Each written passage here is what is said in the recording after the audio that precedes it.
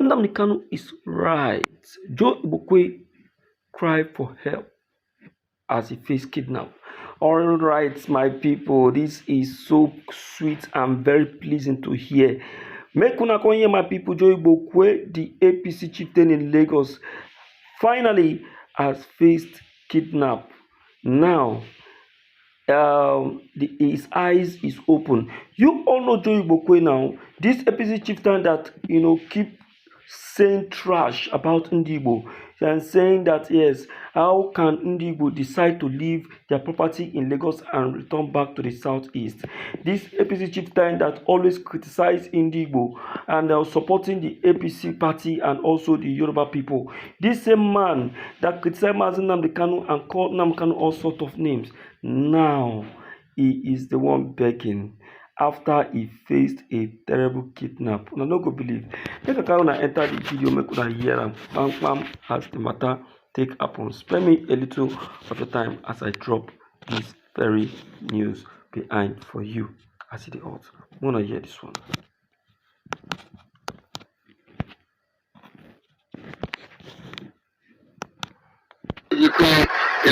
Is under armed attack, and various people are talking about this. And what's your take as regards this? Unfortunately, nobody is actually praying for that, even though it's a very controversial figure to Igbo nationalism. I has kicked against it for several years. Before now, but what we are hearing very clearly coming from that report circulating within the media space, arguing that he was actually attacked and kidnapped and has totally gone missing, possibly within the southwest region by the bandits, Fulani herdsmen, jihadists, ISWAP, and nobody has been able to ascertain, how that report whether it was true or not. But from what we are hearing, it looks like it might be something Nigerians should be concerned about currently now, because the level of insecurity everywhere now, and maybe like they also threaten, they will start targeting politicians now, and unfortunately. We don't know whether Igbokwe should be the first, victim of that threat by jihadist bandits. No, I don't know whatever you want to call them, and that's what it is. Well, the thing is that he was kidnapped around Lagos-Ibadan Express road, and for some time now, he has not been able to access the eastern part of the country because of the running battle and his controversial stand, against the IPOB. Igbokwe was actually born in 1956, April precisely, if I can remember. He has held several positions, with Lagos State government. From Nnamdi, Anambra State precisely, if I'm correct. Then, apart from his political career, he has always aligned with controversial criticisms on Nnamdi Kanu, alleging that sometime around 2023 or thereabout, if I can be correct, that his house was actually attacked, and the footage, he was reporting did not state whether those people who came to his house were just armed robbers or whatever. But all he came to say is that the IPOB members that actually attacked his mansion, and let me just put it that way. So it's a breaking news currently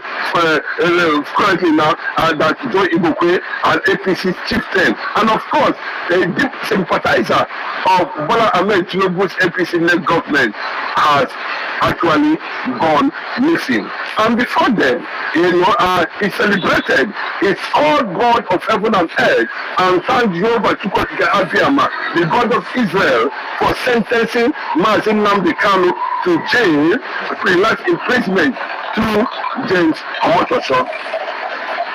So, and for him, he said he'll be making his way to the eastern part of the country after many years of absence, and he's going to visit his hometown. And why does Nnamdi Kanu not take out of the way the southeast is safe?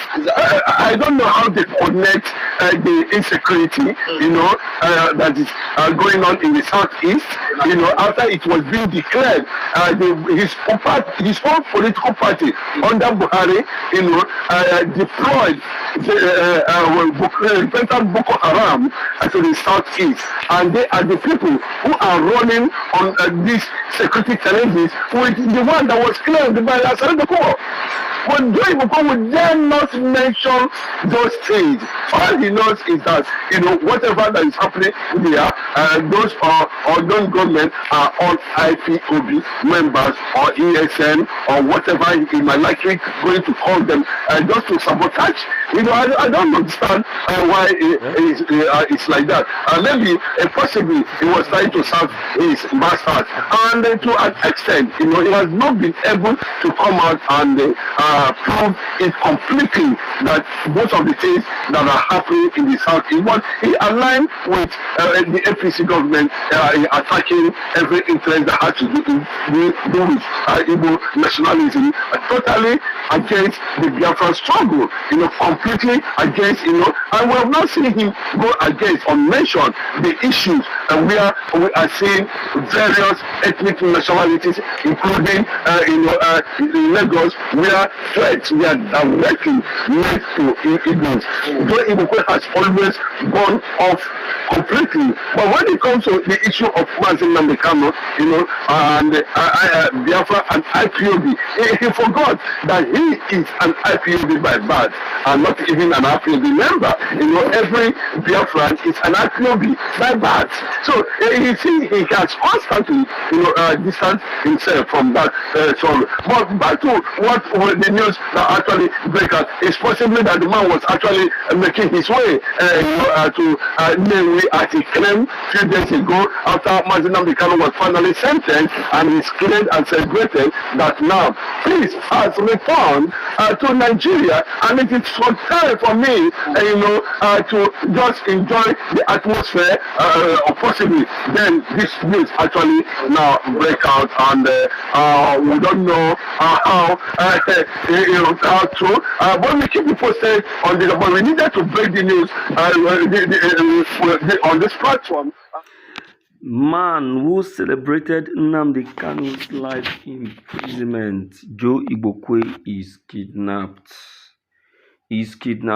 So why is he crying for help and begging Nnamdi Kanu for forgiveness? It's too late. It don't late, Joe Igbokwe. This is just the beginning. You never see anything. Yeah, he's saying I only use scare mouth. This is just the beginning. The same terrorists that you are defending, that you are standing for, you are saying all sorts of nonsensical for, they are the one that kidnapped you. Now you are trying to label it on IPOP. You better keep your mouth shut if you don't know what you want to say before you worsen your situation.